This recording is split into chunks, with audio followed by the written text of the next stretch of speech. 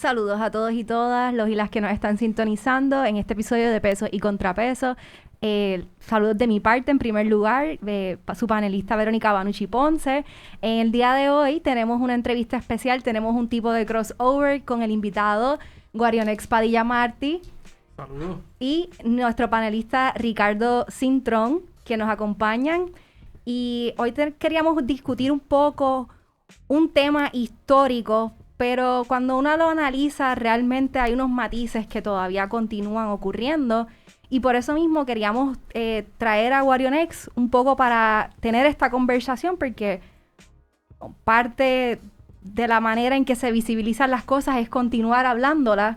Y pues hay personas que quizás no conocen del tema, me incluyo. En realidad hay unos detalles que no conocía. Y un poco en preparación para esta entrevista, el panelista Jeffrey Martínez nos hizo llegar una lectura de Che Paralitici, que la estuvimos comentando, que se titula La represión contra el independentismo puertorriqueño. Pues documenta lo acontecido en los años 1960 al 2010. Y es impresionante realmente leer la narración de estos sucesos y que todavía al día de hoy perdura esta situación, el estigma que carga muchas veces el tener un pensamiento político particular, el identificarse con la ideología independentista. Y pues no sé, Guarionex, que nos pudieras hablar un poco de esto. Hablábamos fuera del aire de esa situación de compañeros que al día de hoy siguen siendo perseguidos. ¿Qué entiendes tú que es lo más impactante de este periodo histórico? Pues mira, yo creo que lo más importante de este periodo histórico, que yo creo que todavía hoy seguimos sufriendo, ¿verdad? Y todavía hay personas que hoy son perseguidas y que son carpeteadas, es en el ámbito de las traiciones que se dan, ¿verdad? Entre personas, entre amigos, familiares, que han colaborado con la policía de Puerto Rico informándole los pasos de determinadas personas. Cuando se entregaron las carpetas en la década de 1990, muchos independentistas vieron plasmados nombres de esos informantes que resultaron ser vecinos, resultaron ser parejas, resultaron ser familiares en general, que eran los informantes de la policía de Puerto Rico y que le decían, en la mayoría de los casos, información de dónde estaban, qué estaba haciendo, cuál era el pensamiento político. Así que esa es una herida que todavía no ha sanado en la sociedad puertorriqueña y que yo me atrevo a decir que incluso se ignora precisamente por lo traumante que fue para un sector grande de la población. Estamos hablando de más de 100.000 personas que fueron vigiladas sistemáticamente por el Estado. En términos generales, cuando hablamos de carpeteo, estamos hablando de un registro de vigilancia que hacía la Policía de Puerto Rico, el Negociado de Investigaciones Especiales y el Negociado Federal de Investigaciones, el FBI, desde la década de 1930. El carpeteo lo podemos trazar, ¿verdad?, hasta 1930, porque, como ustedes sabrán, es el periodo en el que se desarrolla el Partido Nacionalista Puertorriqueño con la figura de Pedro Albizu Campos. Precisamente porque es un contexto histórico bien confrontativo. Hay una revolución social en gran parte del mundo. Hay también la llegada y el ascenso del fascismo.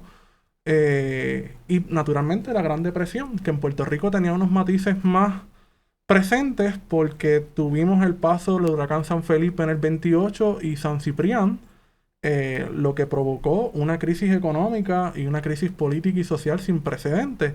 Y es en esa coyuntura que surge la figura de Pedro Albizu Campos a hacerle una confrontación directa al gobierno de los Estados Unidos y sus representantes en Puerto Rico.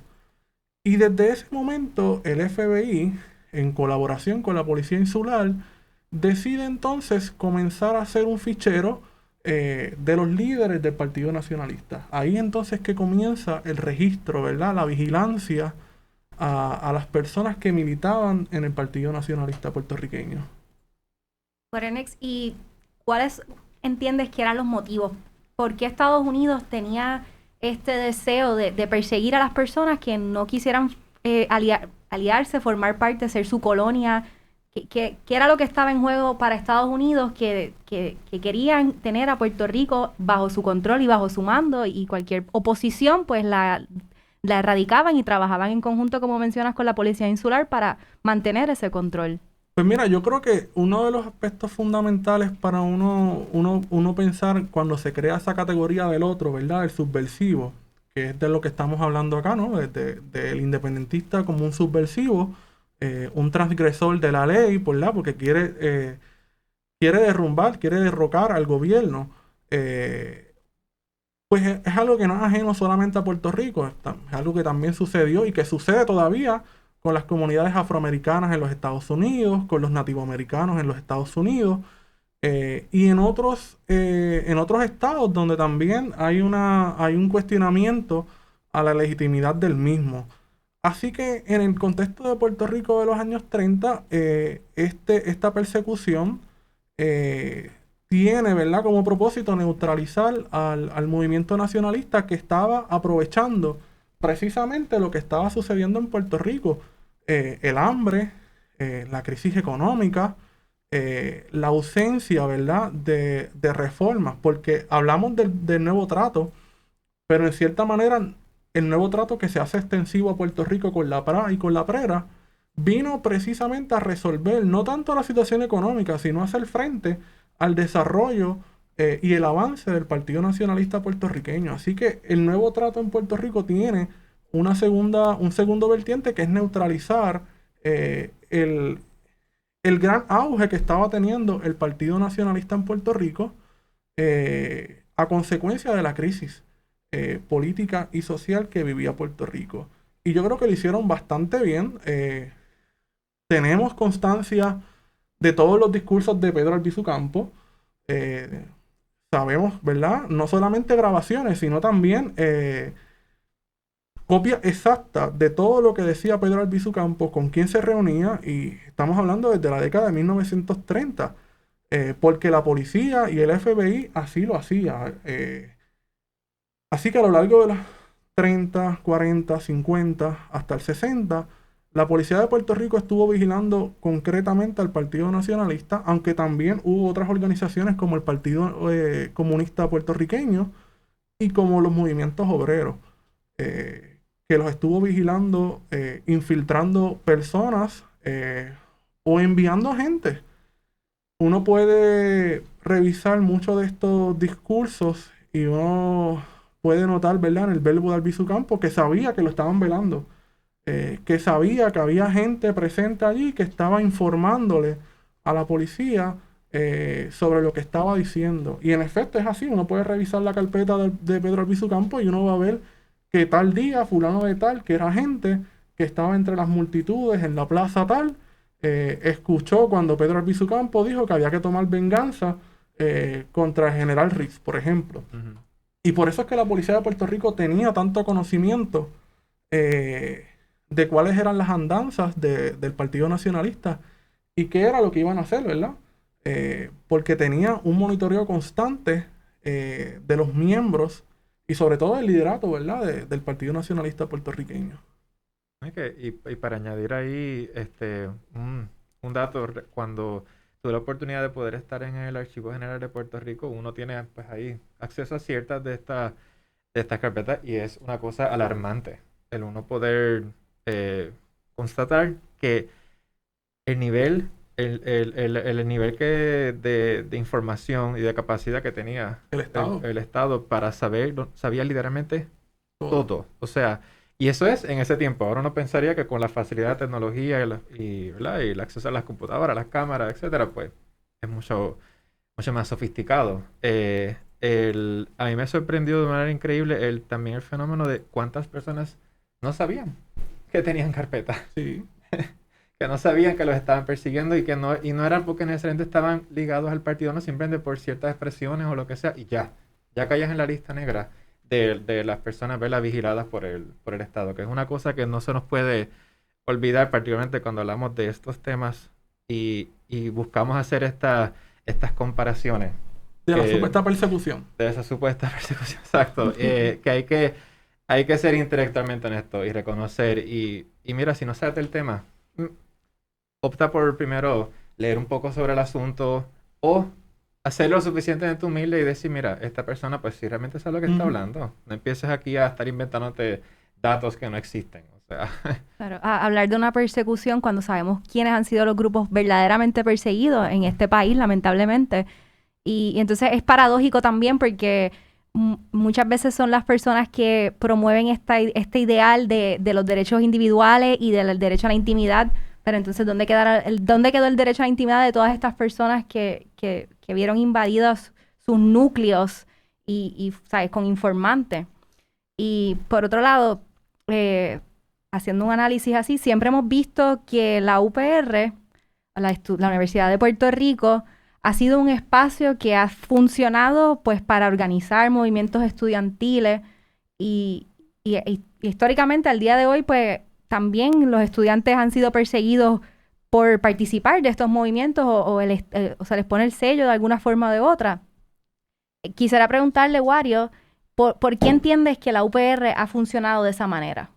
Pues mira, porque la Universidad de Puerto Rico, y con respeto a las demás universidades en Puerto Rico, siempre fue el espacio donde los jóvenes y donde los profesores, profesoras, podían tener y pueden tener unas discusiones con ciertas garantías, ¿verdad? Con cierta libertad que quizás en otros espacios no podría ser posible. En la década de 1940, por ejemplo, la Universidad de Puerto Rico reclamaba el derecho a poder izar la bandera de Puerto Rico. Sabrán ustedes que la bandera de Puerto Rico estuvo prohibida hasta 1952 cuando se apropia, ¿verdad?, por parte del Partido Popular como el símbolo que iba a representar a esa nueva nación, la nación cultural que se inventó Luis Muñoz Marín. Pero hasta 1952 esa bandera estaba proscrita. Era una bandera que solamente representaba el movimiento independentista y nacionalista. Así que desde la Universidad de Puerto Rico se fue gestando un movimiento de resistencia, de contestación, ¿verdad?, al Estado muñozista, y se convirtió sin duda en la resistencia que todavía lo es hoy. Recientemente, en 2017, tuvimos un proceso huelgario en la Universidad de Puerto Rico que predijo todo lo que sucedería con la Junta de Control Fiscal. Y que fueron los estudiantes la voz cantante con ciertos profesores, porque la mayoría del profesorado dejó solos y solas a los estudiantes de la Universidad de Puerto Rico para después tener como consecuencia lo que estamos viendo en la universidad, que ha sido el desmantelamiento por completo y la eliminación de derechos que tenían los profesores, las profesoras y los empleados no docentes. Así que la Universidad de Puerto Rico es el ambiente perfecto siempre para discusiones que debemos de tener como país, pero que se dan en un espacio más reducido y que siempre ha sido, sin duda, el lugar en el que se han germinado los grandes cambios en la sociedad puertorriqueña. ¿Y qué piensas del argumento o de los planteamientos de personas que señalan que la UPR discrimina en contra de los estudiantes y las estudiantes que no son independentistas y que la UPR es el nicho de los estadistas y perdón, al revés, de independentistas, sí. Y que los profesores allí promueven estas ideas independentistas? Sí, no, en la década de 1960 Rubén Berríos era el presidente de la Universidad de Puerto Rico. No, la realidad es que no hay, ¿verdad? No hay ningún fundamento que sostenga ese argumento de que la universidad está controlada por el independentismo, por el separatismo, por el socialismo. No, esa es una mentira. Que haya profesores de izquierda, profesoras que son de izquierda, eso sí es cierto. Y lo hay en cualquier otro espacio, como también hay profesores que son de derecha o gente que son de ultraderecha en la Universidad de Puerto Rico. Eso lo hay en todos los lugares. Pero las posiciones de liderato, ¿verdad?, de la toma de decisiones siempre han recaído en personas de la confianza de fortaleza. En el caso de ahora, ¿verdad?, Jorge Jado, que sabemos que es una persona de la confianza de Pierluisi, pero lo fue en el pasado de Ricardo Rosselló y de Wanda Vázquez. Y no es una persona que uno pueda decir que es de izquierda. Para nada es de izquierda. Es una persona de derecha que abiertamente lo ha dicho. Y así hemos tenido presidentes y presidentas en la universidad que se han identificado con los dos partidos que forman parte del bipartidismo, ¿verdad? El Partido Popular y el Partido Nuevo Progresista. Sí, que uno piensa que es como una forma tan curiosa de apropiar ese discurso que se da en los Estados Unidos con las personas que son de derecha, los más conservadores, que dicen, no, pues es que acá todas las universidades, pública, privada, no importa, todas son lideradas por los demócratas. Y es como que, quizás sí, quizás no, porque vamos, eso también, pero el fenómeno de aquí en Puerto Rico está marcado. ¿Quiénes literalmente son los que forman parte de la Junta de Directores? ¿Quiénes han sido los presidentes y presidentas? ¿Popular o PNP? Ni más nada.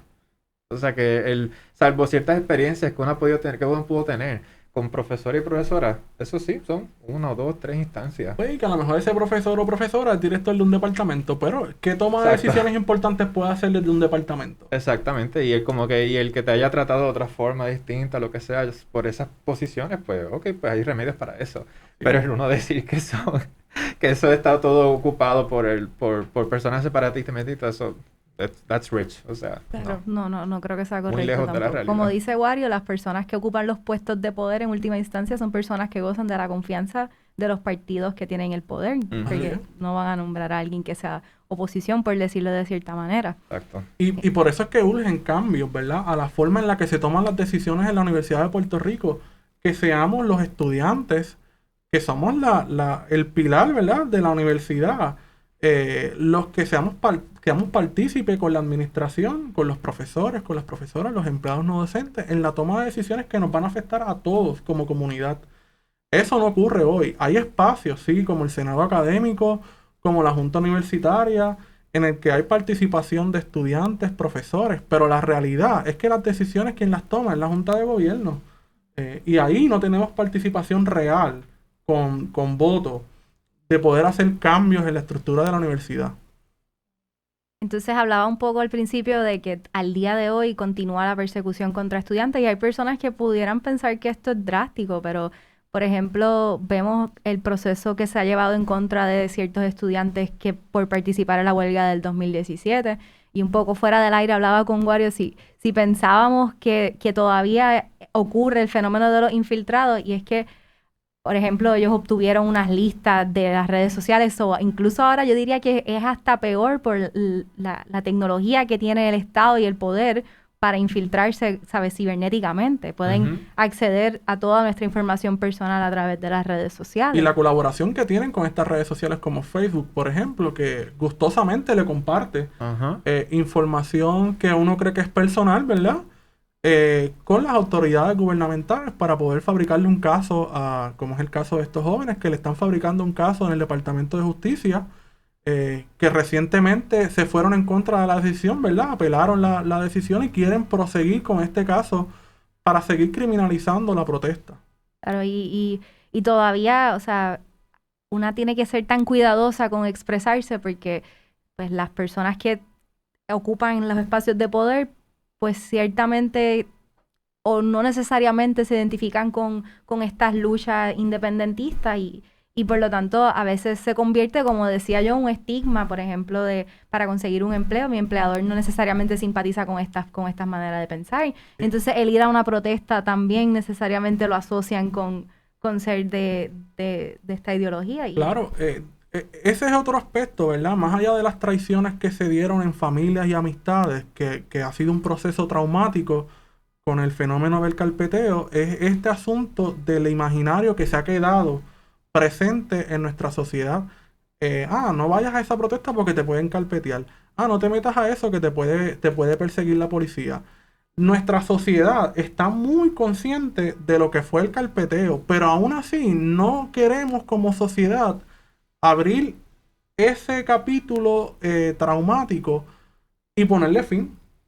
¿Sabes? Nosotros como país nunca, más allá de los 90, cuando se da este proceso por parte del Estado de reconocer que aquí se estaba persiguiendo sistemáticamente a unas personas y que el gobernador, en ese entonces Pedro Rosselló, reconoce que en efecto lo estaban haciendo y hace una disculpa pública. Nosotros nunca hemos sanado esas heridas. Aquí hay familias que se han roto, amistades que se rompieron producto de la persecución porque alguien fue informante o porque crearon enemistad, ¿verdad? Porque muchas veces se infiltraron los movimientos con personas para crear rencores, para crear discordia, ¿verdad? Entre compañeros y compañeras. Eso no lo hemos sanado como sociedad y todavía está bien presente en el imaginario puertorriqueño la idea del carpeteo. Bueno, Gary, es que no es cosa liviana, o sea, a veces en esa época, a veces venía de la mano incluso asesinatos, o sea, muchas personas desaparecieron. El hijo de Mari Braz, a modo de ejemplo, desapareció y entendemos que fue por la manera en que pensaba, por su ideología. Así que si alguien está dentro de mi núcleo haciéndose pasar por mi amigo o mi amiga y en realidad está llevando información a alguien que la puede usar en mi contra, incluso causarme la muerte por ser independentista, es grave la situación. Caso también, mira, el caso de Cerro Maravilla. González Malavé, Carlos Sotorribí y Arnaldo Rosado. 3 amigos. Estudiaban en la escuela Gabriela Mistral en Puerto Nuevo. A González Malavé lo reclutaron cuando estaba en 10º grado. ¿Sabes? Cuando estaba en grado 10 de la escuela superior, lo recluta la policía de Puerto Rico, específicamente la División de Inteligencia. Y lo reclutan para que fuera informante de la Federación Estudiantil Pro Independencia, la FEPI, que era el capítulo estudiantil de la FUPI. Y lo reclutan como informante y le sigue el trazo, ¿verdad? A estos jóvenes cuando van a la Universidad de Puerto Rico, llegan a la adultez, ¿verdad? Ya en la universidad, y sigue la amistad. O sea, estos muchachos fueron amigos íntimos. Y tenían una gente al lado. Y esta persona infiltró por completo lo que era el MIRA y lo que fue el Partido Socialista puertorriqueño. Y luego los sonsaca para ir al Cerro Maravilla, según él, ¿verdad? Para prenderle fuego a unas antenas de comunicaciones que había en el Cerro Maravilla. Y resultó ser una emboscada que terminó con el fusilamiento por parte de la policía de Puerto Rico de 2 jóvenes. Y eran amigos. ¿Sabes qué? Ellos iban a imaginar que su mejor amigo era un infiltrado de la policía, un agente. Esas son heridas que se quedan bien presentes. Yo me puedo imaginar lo que pudo haber pensado Juan Mari Braz en ese momento, de que no sabía. Y Juan Mari Braz siempre fue muy consciente. Si uno se pone a revisar sus discursos, o se pone a revisar Claridad desde los 70, uno va a ver una sesión en el periódico que decía conozca a sus agentes. Y en la sesión del periódico ponían la foto de la gente que estaba vigilando el discurso de Juan Mari Braz en una plaza y le dicen, mira, este es fulano de tal. Le ponían nombres, ¿verdad? Por vacilárselos también, pero ellos estaban muy conscientes de que había una vigilancia constante por parte de la policía de Puerto Rico.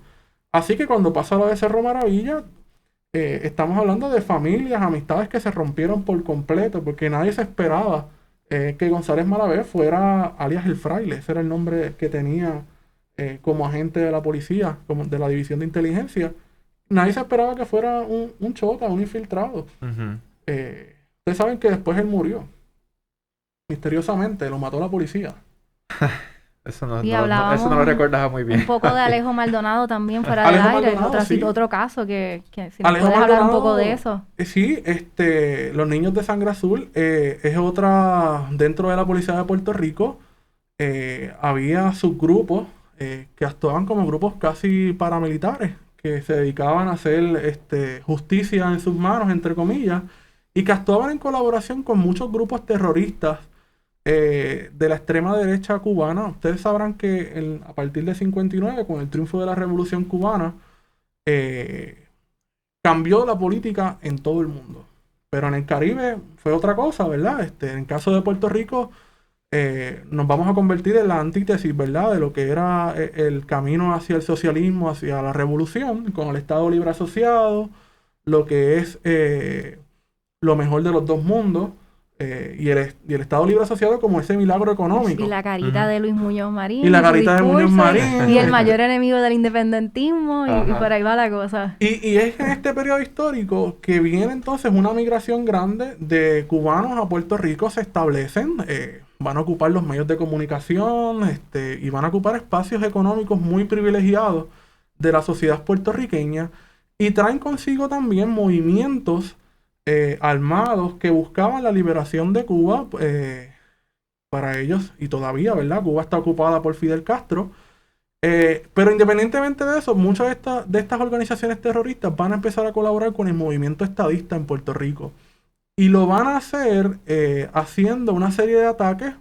Les gustaba poner muchas bombas en los vehículos de motor, e incluso en la Universidad de Puerto Rico. En ese libro de Che, no sé si pudieron ver que hay una de las bombas más potentes que se ha puesto. Pues explotaron Claridad. A Claridad le explotaron el edificio más de 3 veces. Oficinas de abogados también. En la Universidad de Puerto Rico, específicamente en el edificio que hoy es de administración de empresas, le volaron el 4º piso. Fue la bomba más potente que se ha puesto en Puerto Rico. Y fue un grupo de la extrema derecha cubana en colaboración con la Policía de Puerto Rico y con grupos de la derecha estadista en Puerto Rico. Así que cuando uno escucha a los estadistas hablando de que están sufriendo persecución, y uno dice, pero ¿cómo tú vas a estar sufriendo persecución si ustedes eran torquemadas? Ustedes perseguían y hasta ponían bombas para las personas que no pensaban como ustedes. Así que es bien risible uno escuchar ese tipo de discurso. Pero con la Revolución Cubana pasa también un fenómeno interesante en Puerto Rico, y es que se recrudece la persecución contra el movimiento independentista. Específicamente porque el independentismo, la figura de Juan Mari Brás, se va a comenzar a identificar con el socialismo. Hasta 1950 el independentismo no se vinculaba con las izquierdas. El nacionalismo no era, si usted se pone a leer a Pedro Albizu Campos, no era un movimiento de izquierda. Albizu Campos creía en el capitalismo. Eso es algo que se debe tener claro. Sí.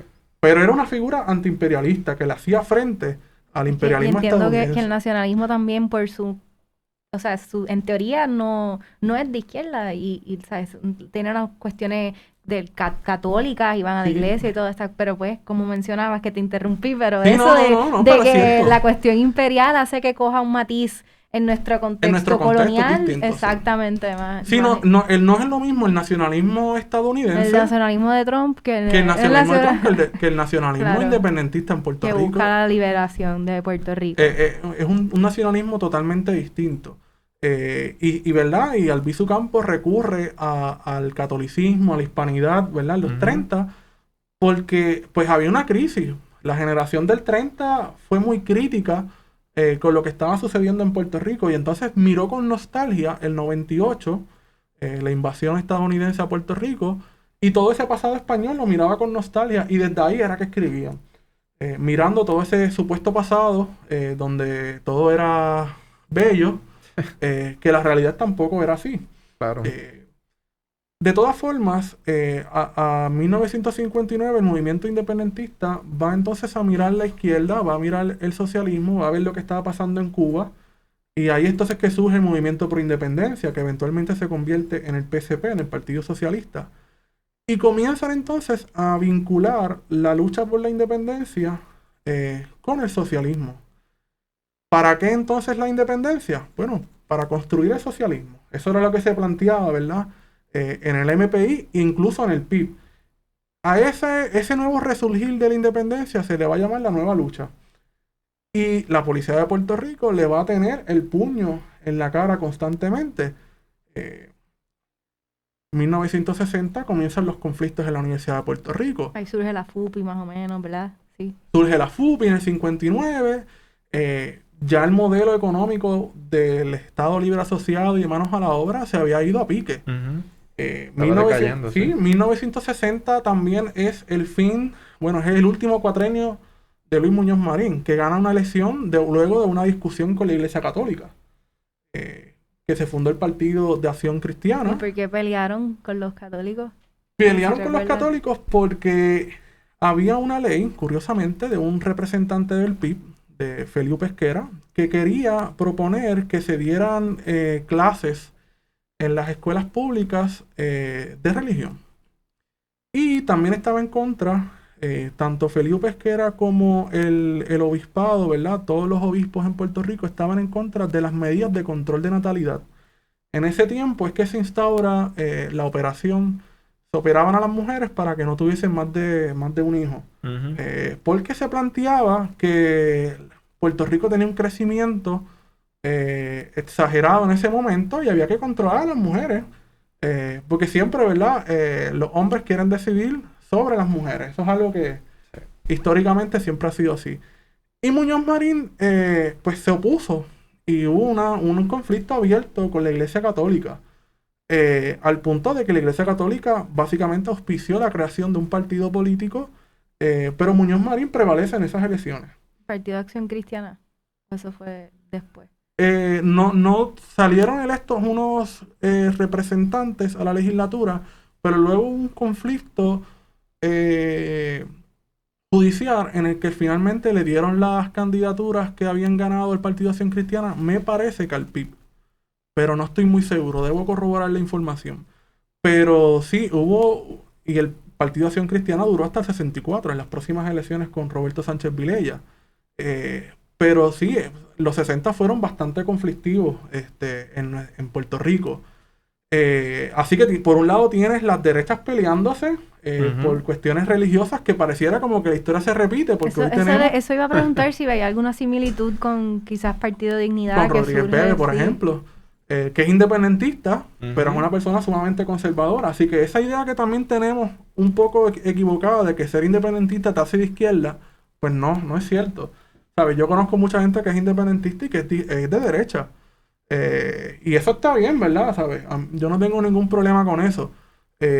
Pero es algo que tenemos que también sacarnos de la mente. Y esa idea viene precisamente de estos años, de los 60, en el que el independentismo en general se vinculó con la izquierda. Sí.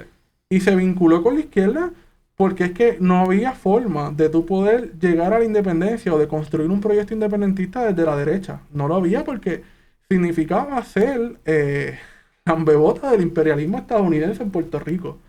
Y es precisamente en esa época en que la policía de Puerto Rico, junto al FBI, comienza el programa de COINTELPRO. No sé si han escuchado de él anteriormente. Sí. Que es el programa de contrainteligencia, de infiltrar personas a los movimientos para conocer sus andanzas, conocer a sus líderes, fabricarle casos. El COINTELPRO se usó también contra el movimiento afroamericano y contra los nativoamericanos. Sí.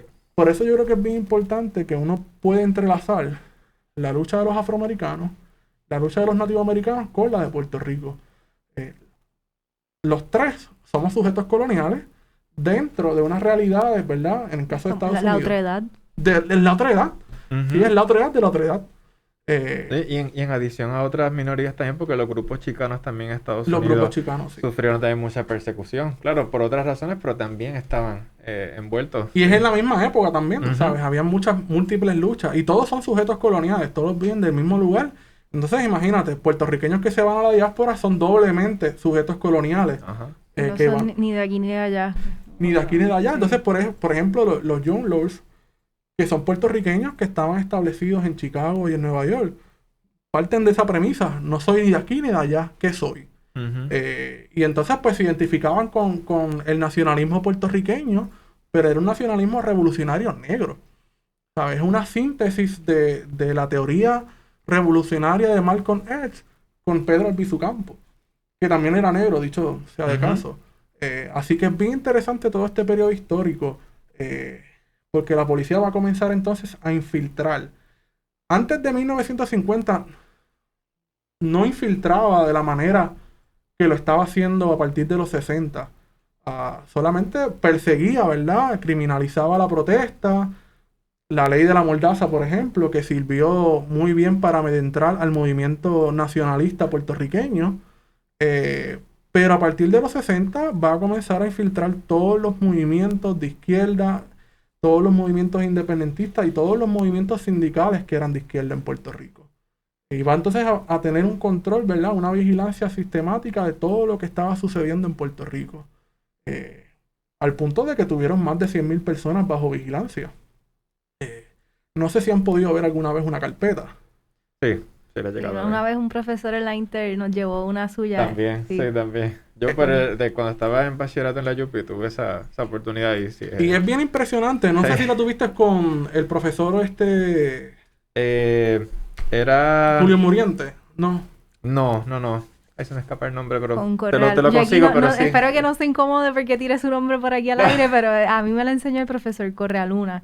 Que él es abogado allí, también del Proyecto Dignidad, que él nos contaba de cuando el 1 de mayo a él antes de que culminara el evento del 1 de mayo, ya la demanda estaba radicada en su contra y en contra de un montón de personas que ni siquiera estaban allí ese día y tenía los nombres de todos ellos y entiendo que eso ha pasado también con otras líderes, con lo de la UPR, por ejemplo, que estaba el nombre en la acusación de una compañera, de una de las líderes feministas, y ella ni estaba allí, así que... Sí, no. Esa es otra cosa importante, porque aunque estamos hablando de una vigilancia sistemática, no necesariamente toda la información que está en las carpetas es verdadera.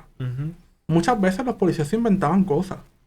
¿Sabes? La policía para cumplir con el deber y con la cuota. Sí. Y también la gente que era informante también se inventaba cosas. Yo he visto la carpeta de mi bisabuelo, que fue uno de los fundadores del Partido Comunista en Cabo Rojo. Y reviso la carpeta y le pregunto a mi abuela sobre estas cosas. Y me dice, no, pero es que eso no pasó. Entonces uno llega a constar de que es que el policía que estaba a cargo de vigilarlo se inventaba las cosas. Entonces me pongo a revisar lo que decían los testigos o los informantes, que muchas veces eran sus vecinos, y gente que después uno le estaba diciendo a mi abuela, mira, aquí esta persona estaba informando, y uno dice, ok, lo que está diciendo fulano de tal se lo inventó, porque él nunca militó en el PIB, por ejemplo, ¿sabes? Información que era para distraer a veces a la policía. Así que uno tiene que tomar con muchas pinzas lo que está también puesto en las carpetas, porque no todo es cierto. Como tú dices, por cumplir, se inventaban a veces las cosas. Pues llevar la narrativa ya de que, bueno, pues esta persona quizás cumple con ese perfil del que estamos buscando, pues, hoy. Estamos dándole confianza a esa siempre persona. Ha sido preocupante las órdenes que reciben los policías. O sea, yo no quiero entrar en el discurso de que es que el policía está haciendo su trabajo, pero también hay que cuestionar la razón también de la misma policía, del por qué existe la policía. Sí, la función de la policía es parte del aparato represivo del Estado. Yo creo que la policía hay que eliminarla, hay que abolir la policía. Y creo que la policía existe precisamente para controlar, ¿verdad? Y para ejecutar lo que es la política del Estado, lo que ellos quieren que se haga. Y las personas que no hacen lo que ellos quieren que haga, pues son subversivos. Son gente que son revolucionarias para la narrativa policial, porque uno puede ver que en la misma narrativa de las carpetas siempre se habla del subversivo, del transgresor, de este sujeto que es un separatista, y utilizan ese tipo de vocabulario así de fuerte, con la intención, ¿verdad?, de crear un supuesto perfil de una persona que es peligrosa para la sociedad. Justificar luego la intervención con la persona. Así es. Sí. Y durante los años 60 y 70, que comienza el conflicto universitario,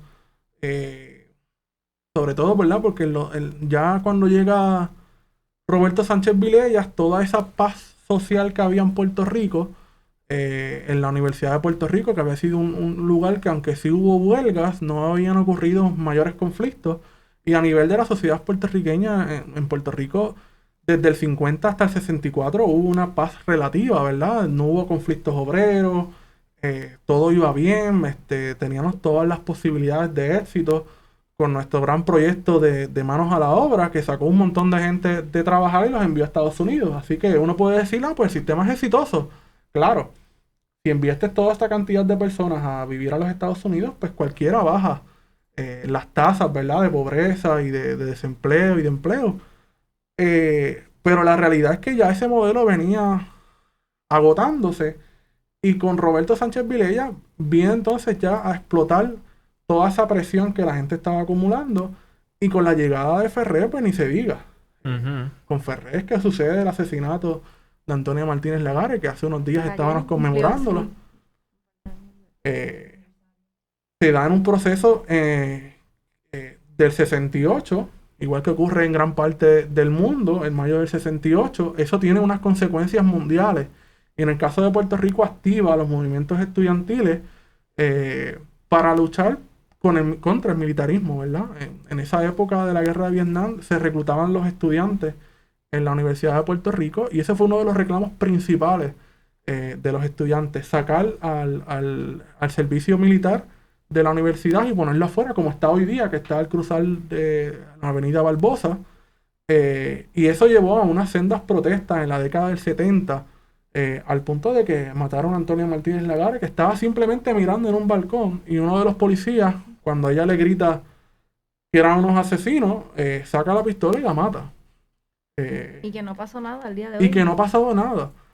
Se sabe, uno de los jueces publicó un libro recientemente sobre Antonia, y se sabe quién posiblemente fue el que la mató, y no ha pasado nada. Que ocurría mucho, o sea, una impunidad total con el abuso de fuerza. Así es. Las ejecuciones extrajudiciales. Las ejecuciones extrajudiciales, con los atentados también, todos esos casos siguen impunes y nadie, absolutamente nadie ha pagado. Y el Departamento de Justicia sabe quiénes fueron, sabe que la policía colaboró, sabe qué policías colaboraron, ¿verdad?, en los asesinatos o incluso en la colocación de bombas.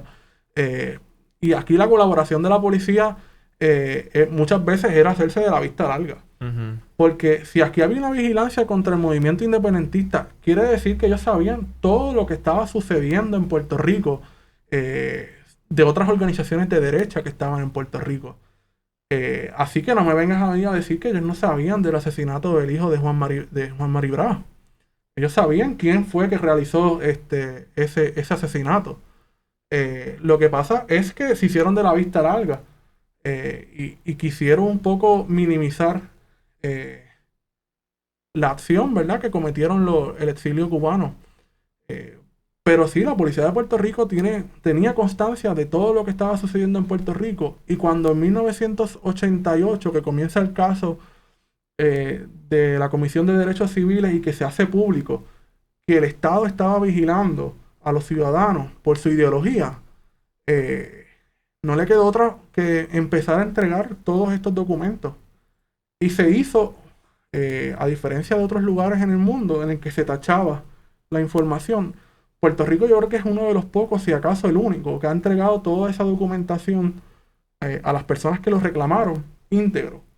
Es decir, que las personas pudieron ver fotos, pudieron ver licencias, pudieron ver toda la recopilación de información, agentes, pudieron ver los informantes, pudieron ver toda la información íntegra de las carpetas. Algo que en otros países, pues lamentablemente cuando se ha entregado este tipo de documento, ¿verdad?, de vigilancia, pues se han omitido, ¿verdad? Quizás por desconocimiento por parte de la policía, pero ciertamente pues fue interesante el que la policía y el Estado decidiera entonces reconocer y entregar toda esta documentación. La documentación que las personas nos reclamaron se encuentran hoy en día en el Archivo General de Puerto Rico y pueden ser consultadas por cualquier persona. Puede buscar uno por nombre. En el catálogo están todos los nombres de las personas que nos reclamaron. Incluso también están las de los agentes. Esa otra parte es bien interesante porque la División de Inteligencia tenía lo que son las carpetas de los independentistas o de todas las personas que ellos vincularan con que eran separatistas, comunistas, terroristas, y está también la otra parte donde están los informantes y los agentes. Uh-huh. Que ahí entonces te muestra la complejidad, ¿verdad? Lo complejo que era este sistema de vigilancia y lo grande que era, ¿verdad? Porque entonces estamos hablando de que había una red completa en Puerto Rico que operaba para vigilar a los independentistas.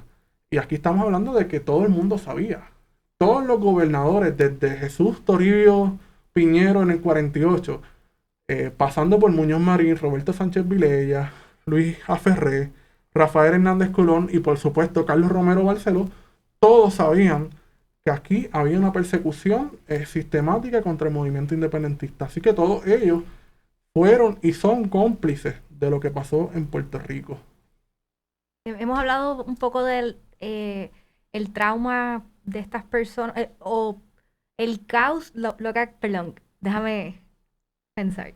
Ok, que hemos hablado un poco de lo que ha sido el trauma, o el causante del trauma, en sentido de la represión sistemática a los independentistas, incluso soberanistas tal vez, porque es que cualquier cosa que no caiga dentro de la hegemonía. Ejemplo, este libro que se llama Prohibido Cantar, de Maggie Marrero, este libro se dedica a estudiar a los artistas que fueron perseguidos desde la década de 1960, el 70 y el 80, e incluso incluye artistas como René Pérez o Cultura Profética, que también han sido vigilados, ¿verdad?, por el Estado. Así que estamos hablando de ¿Y qué tipo de vigilancia les han hecho a ellos? Vigilancia cibernética en el caso, o censura, por ejemplo. En el caso de René, ustedes saben que fue censurado en Puerto Rico durante unos años, específicamente bajo la gobernación de Fortuño.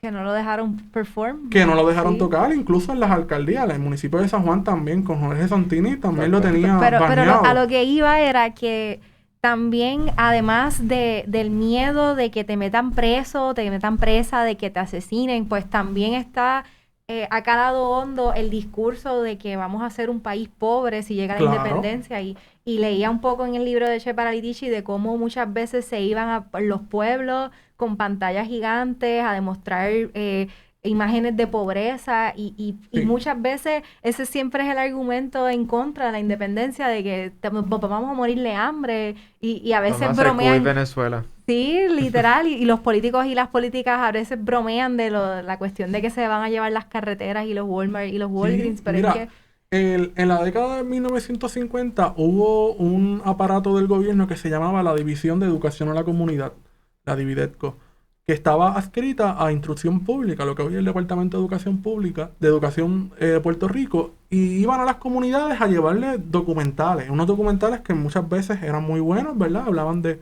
la convivencia en comunidad, de cómo hay que solidarizarse, y distintos problemas que aquejan, ¿verdad?, a las comunidades y a las familias. Pero también se proyectaron películas que tenían el propósito de lo que tú estás diciendo. Vamos a proyectar una película de las condiciones económicas de la República Dominicana. Siempre se usó a la República Dominicana, cuyo presidente, bueno, cuyo dictador, que era Rafael Leonidas Trujillo, era el enemigo personal de Luis Muñoz Marín. Así que se utilizaban las imágenes que venían de la República Dominicana para crear el estigma de la independencia. ¿De qué nos va a pasar si nos convertimos en una república? ¿Queremos ser como República Dominicana? Eso era algo que se repetía constantemente en esa época y que todavía hoy lo escuchamos. A pesar de que hay pruebas, ¿verdad?, de que los países, nuestra República Dominicana, económicamente ha tenido un crecimiento impresionante y que han habido unas mejores económicas, pero sin embargo, la narrativa que todavía permea ya no es República Dominicana, ahora es Cuba y Venezuela. Clásico, sí. Así que ahí, fíjate, pero me gustaría, con el tiempo que tenemos, porque ya sé que estamos ya corto de tiempo, pero ahora, 2021, que vimos los números históricos que había sacado el Partido Independentista Puertorriqueño, liderado por Juan Dalmau, vemos que ciertamente hay, aunque, o sea, hay un aumento en el sentido de las personas que están dispuestas a considerar otras opciones que no sean el clásico y el partidismo. Independientemente, yo me aventuro a decir, independientemente de que la verdad una figura como Juan Dalmau sea independentista, pues ok, es independentista, pero vamos a evaluar las demás cualidades que lo hacen un candidato formidable y toda la cosa. Me gustaría saber un poco así en términos de esas nuevas estrategias que el PIB tendría que estaría incorporando ahora para todavía mantener, ¿verdad?, ese trend de que mira, estamos teniendo más éxito, estamos moviendo a más personas, estamos provocando mayor discusión, pero pues todavía pues sigue el bipartidismo todavía fuerte. Todavía hay mucho trabajo que hacer. Sí. Yo creo que el asunto de que primero el disgusto que hay en Puerto Rico con los partidos políticos es sumamente evidente. Y es algo que veníamos viendo desde hace varios años, ¿verdad? Que los partidos políticos, todos, incluso el PIB, han tenido, ¿verdad?, una serie de problemas sobre cómo las personas los perciben. Que muchas veces, pues, sobre algunos partidos puede ser erróneo.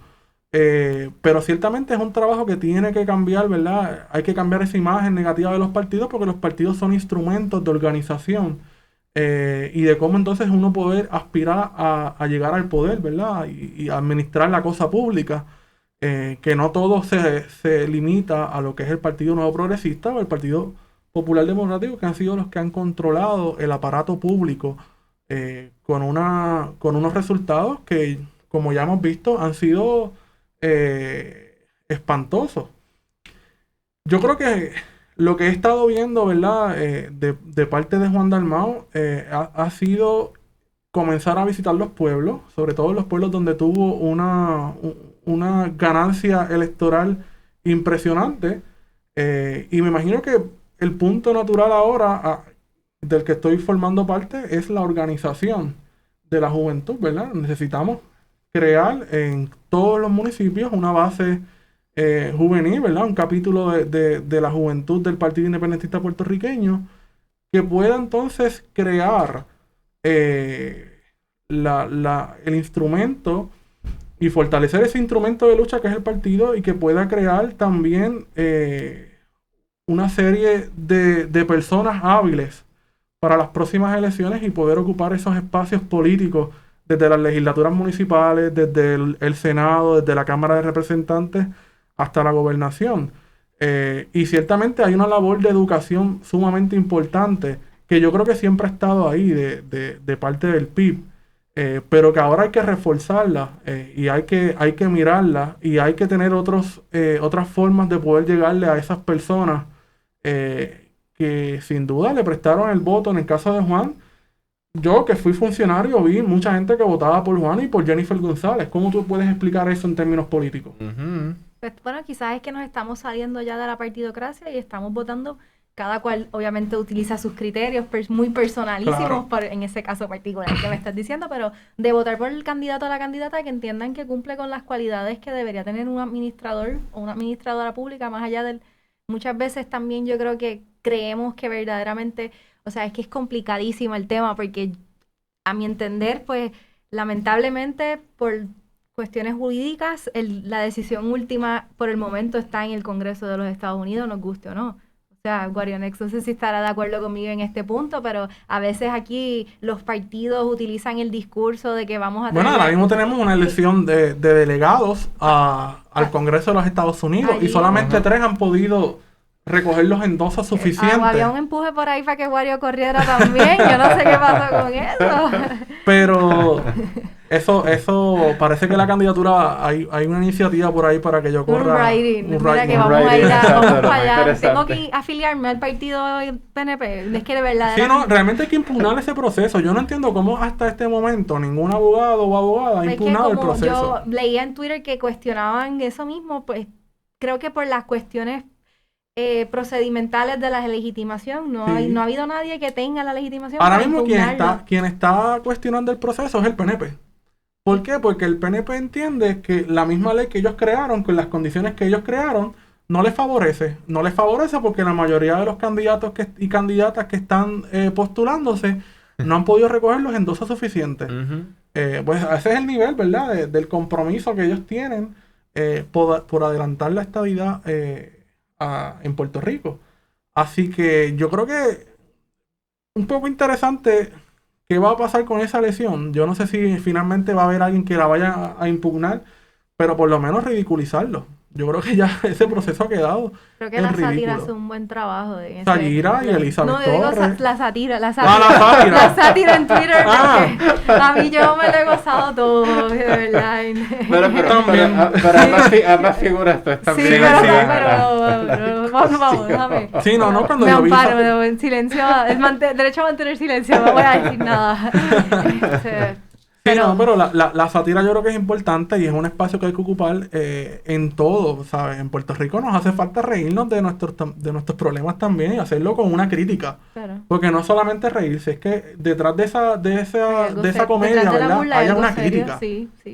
Y eso casi bien poco que se logra en Puerto Rico, ¿verdad? Desde los espacios mainstream de la televisión, eso no se hace. Sí, eso Bueno, es bien liviano. Es bien tan liviano. liviano Y en parte queríamos tener esta conversación contigo, Wario, porque muchas veces la historia está diluida y la historia la cuenta quien gana y quien Así gana es. ha sido la hegemonía y entonces estos temas de historia... Por eso que tienes casos como la historia estadista. Yo comentaba al principio que no conocía en detalle esta historia de represión porque no la cuentan. Quizás a pequeña escala se habla de Pedro Albizu Campos por lo que fue, porque Claro. es una situación que es difícil borrar, pero esa situación de Maribra, de los movimientos estudiantiles, uno no conoce el movimiento estudiantil hasta que está en la universidad, la lucha estudiantil y el problema de la gobernanza estudiantil son temas que hasta que uno no está en ella, pues o sea, en la escuela no se habla de eso. En la escuela todavía nos están diciendo que Colón y los indios eran amigos.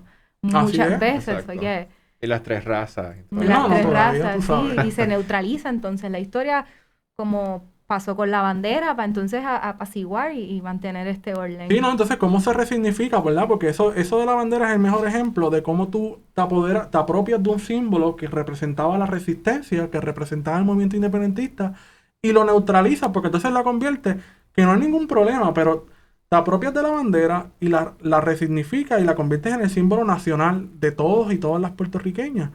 Y entonces le quitaste todo el contenido que tenía de resistencia, lo vaciaste y lo convertiste en un símbolo Quedó cultural. invisibilizado esa situación. Y quedó invisibilizado, Y, sí. y lo mismo con la melodía de nuestro himno nacional también, que Sí, que es le un himno cambiaron la patético. letra y ahora Patético, tenemos... exacto. Sí, no, Aunque suene fuerte, pero sí, la exacto. cuestión del indio Es abrazando así. a Colón. Digo, yo no sé, pero cuando nos hacían cantar el himno en primero o segundo grado, que había una actividad, y uno decía, coño, pero esa letra. Sí, Sí. así mismo. Por eso hace falta estudiar la historia críticamente y como es también conociéndola entero, o sea, en rasgos enteros, no así... Pues, a Sí, no base- fragmentada, ¿no? no Y se- fragmentada y a base y- de lo que no es, o sea, el Departamento de Instrucción, Educación decide. Exacto. No, Es problemático. y ser humilde en reconocer de que uno no, o sea, cuando uno desconoce las cosas, pues vamos, Claro. pues escucha y considera las personas que sí conocen del tema. Y que no no estés está inventando. mal decir, mira, no tengo suficiente criterio para tener una opinión sobre Claro. eso. Mira, yo lo reconocí al Sí. principio y por algo invitamos a Wario, que sabe más que nosotros y que nosotras, para hablar de este tema. Exactamente. Bueno, pues creo que nos podemos ir despidiendo, Wario. Agradecemos mucho la participación. Agradecido. Esperemos que se repita y gracias a Ricardo por estar aquí en la Claro, tarde de claro, hoy. sí, gracias, Wario. Y gracias a Agradecido a todos ustedes. los y las sintonizantes. Espero que se lo hayan disfrutado así como yo me lo disfruté y pienso que Ricardo también. Claro que sí. Buenas tardes, hasta luego.